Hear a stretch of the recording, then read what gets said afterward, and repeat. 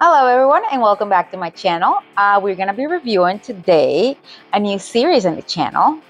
Today I'm gonna be reviewing Dorohedoro as a Puerto Rican.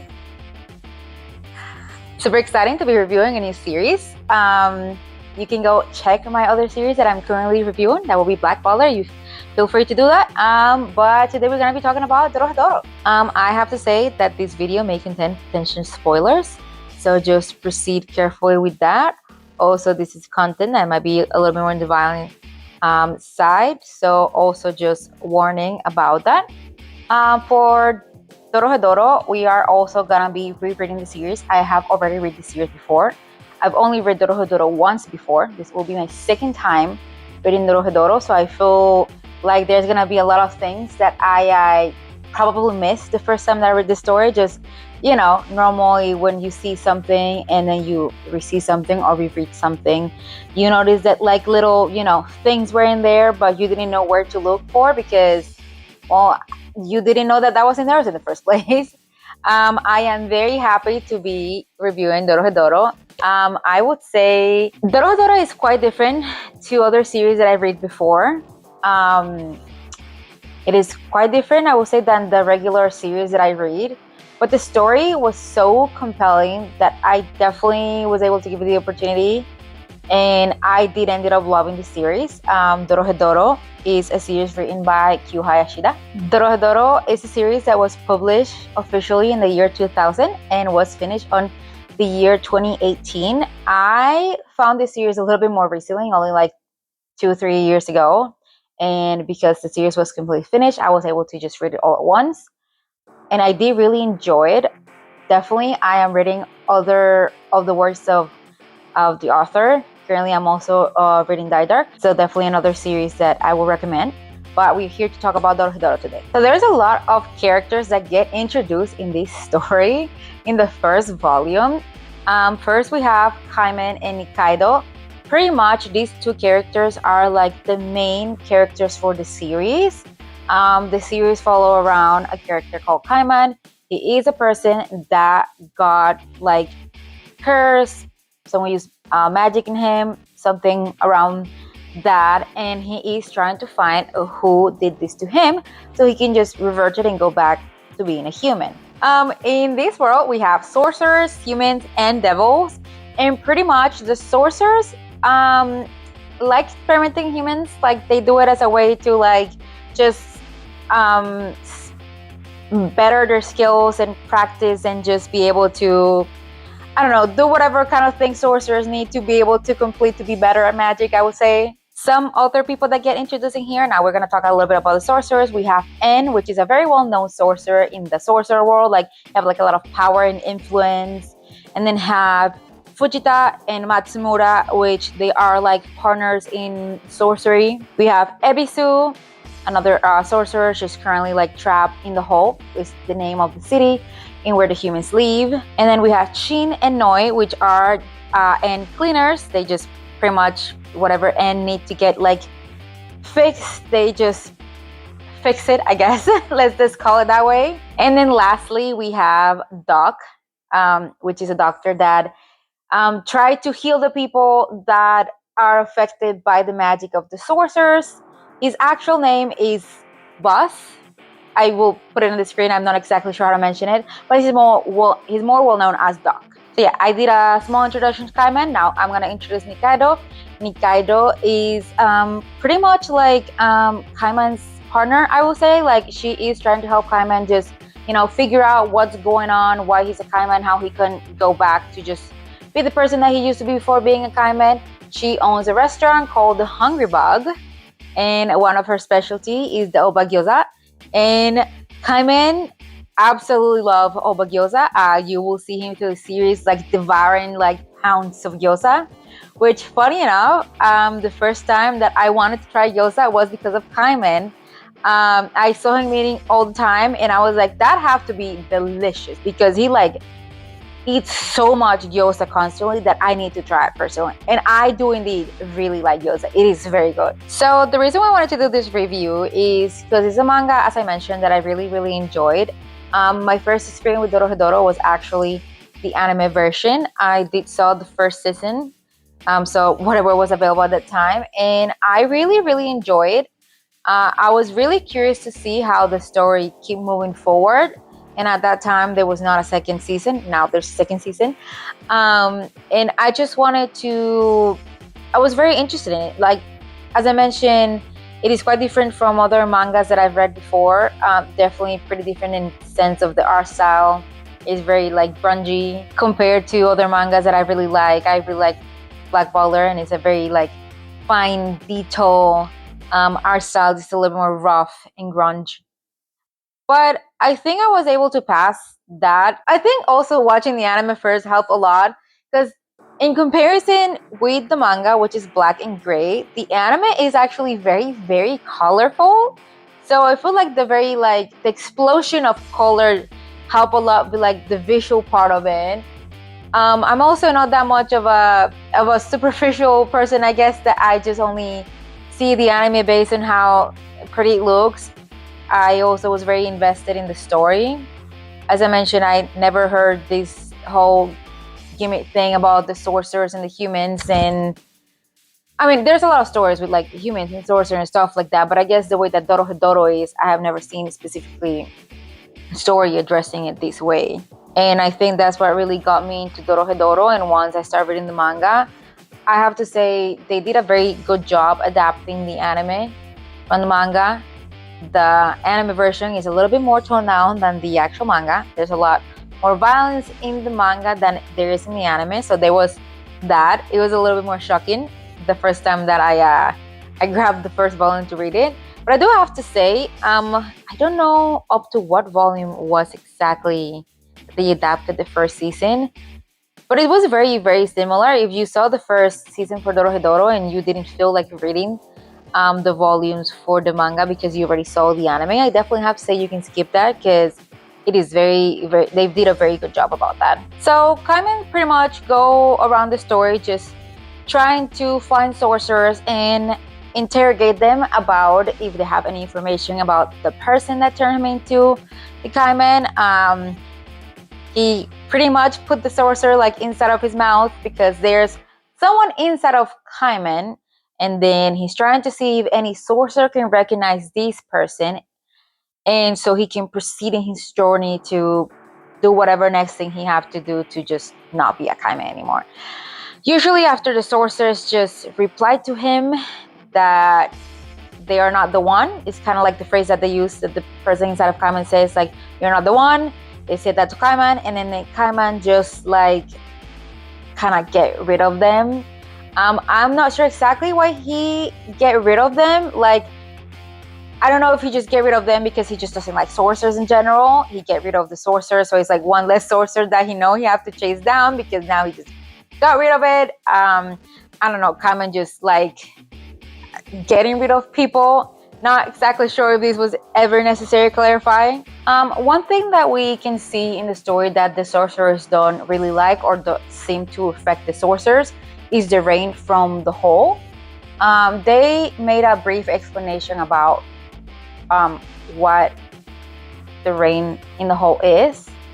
But me personally, I don't think it's exactly what like affect the sorcerers in that way. Like, when it started raining in the hole, sorcerers really like get very weak and just like kind of like very sick in general. That's what's happened with the sorcerers when they just get rained on by the rain in the hole.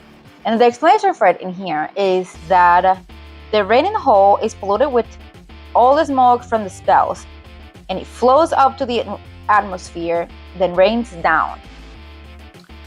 I think there is also a different explanation later down in the story. I cannot remember what it is in the top of my head. As I said, I've only read the story once, so I don't have all the details like very clear, but I just wanted to put a pin in this because I think it's something that they're going to mention again in the story. This is not all the information related why the rain affects the sorcerers. Another thing that I'm not sure if they ever necessarily explain in the story, we have this image in here and where we can see Fujita wearing the shoes for the funeral for Matsumura, and he also carrying like an egg. And then I'm not sure if they ever explained that part. I mean, I think the egg probably symbolized something with rebirth or something like that based on what they kind of explain in the story. So maybe I understand a little bit about the egg.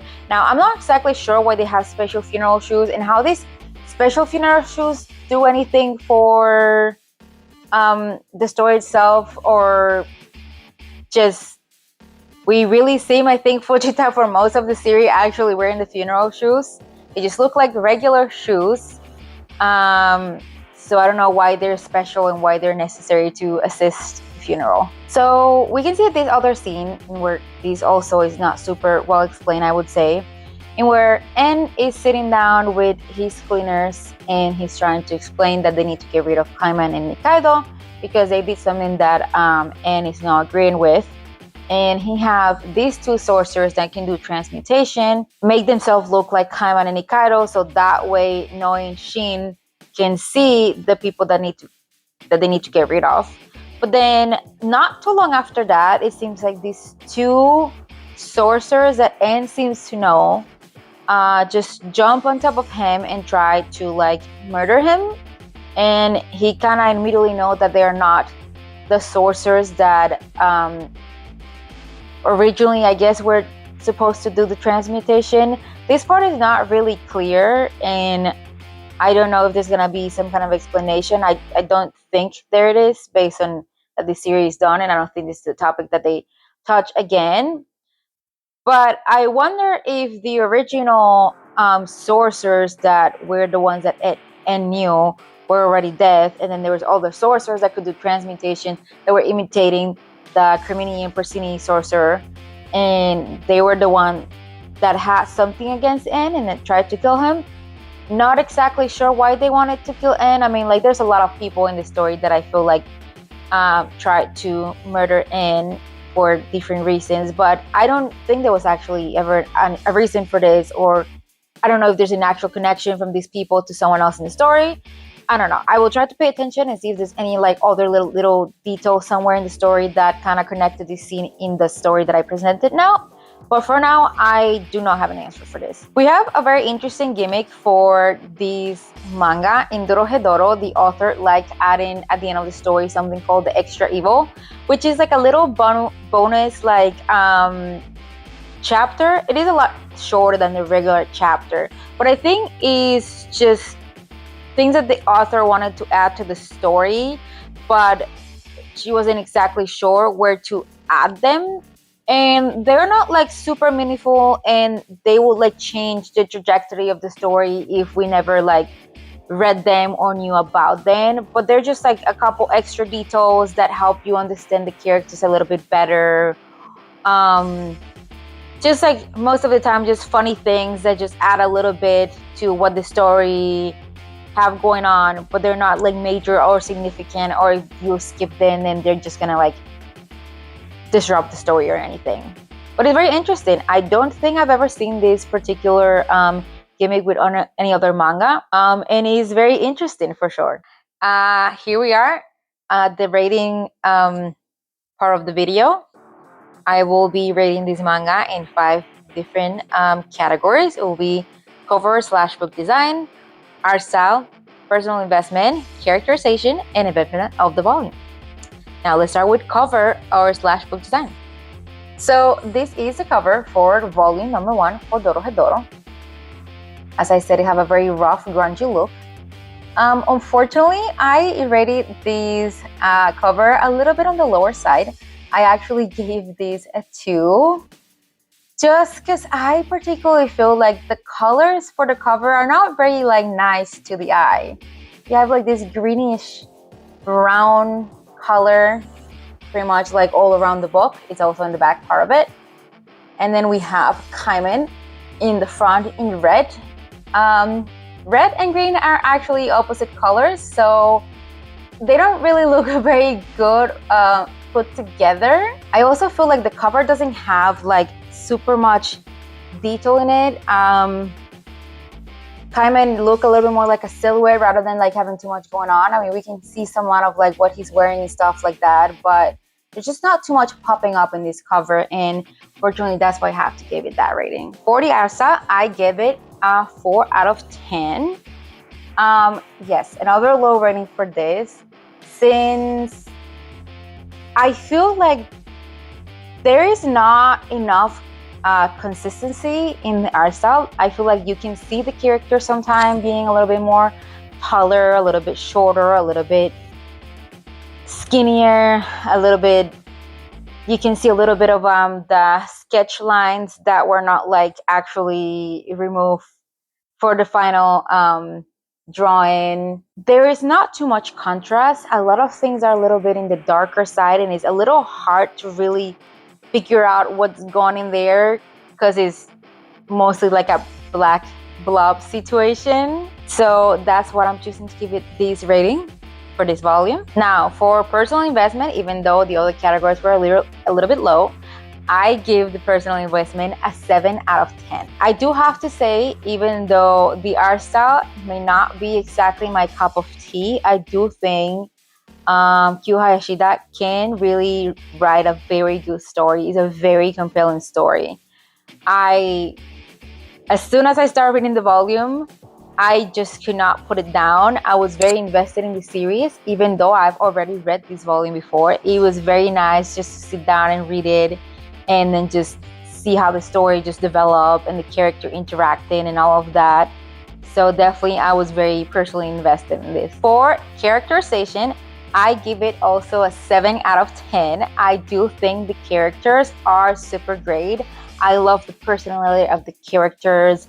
They are very out there. Like, it is very obvious that the author put a lot of effort in creating these characters and giving them their own personality, and then just the interaction between the characters.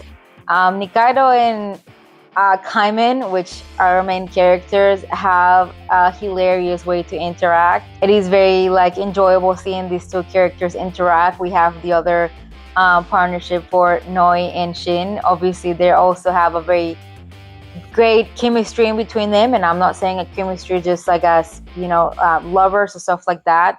I just think that the characters in here just have very great chemistry with the other characters that interact.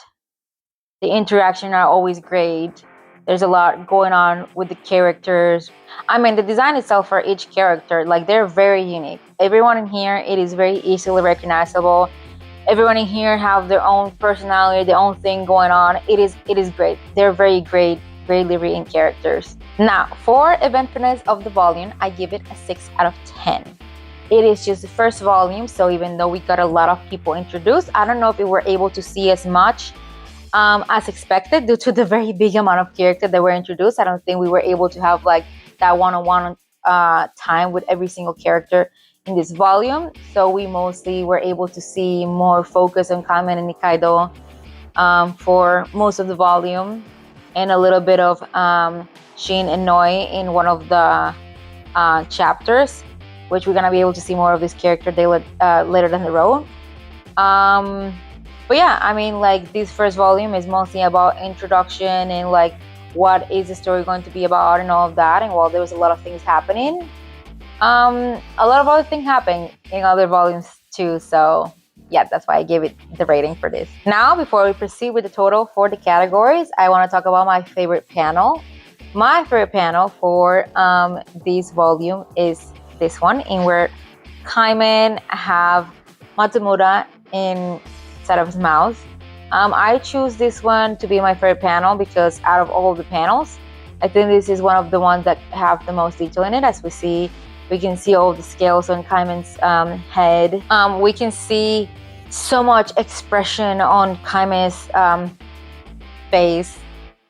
I also think the reason why I choose this panel to be my favorite, even though it's, I mean, a little bit more on the violent side, is because I think this panel is letting us know immediately how the characters are just gonna be for this series. I mean, this panel is literally the first panel on the story. Is as soon as you open the book, this is the first panel. I feel like these tell you a lot about how they want to portray the story, how they want to portray the characters.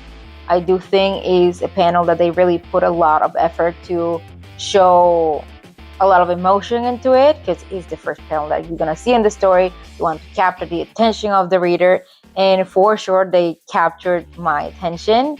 It is a very impactful scene. Definitely is one of the scenes that I remember the most out of Dorohedoro in general from all the volumes, but for sure the most out of this first volume. So yeah, now here is the total for all of our categories. That would be a 26 out of 50. A little bit on the lower side, I would say. I was quite impressed after the totaling that it was a 26 out of 50. I mean, definitely have to say that the cover and the art style being so low is definitely what affected the rating the most. But I'm always very honest about what are my opinions about the mangas that I'm reading. Of course, all of this is what I think about it. You know, people are welcome to agree or disagree with it. And yeah, but I did definitely had a lot of fun reading this volume. I'm definitely looking forward to reading more Dorohedoro. And thank you for watching.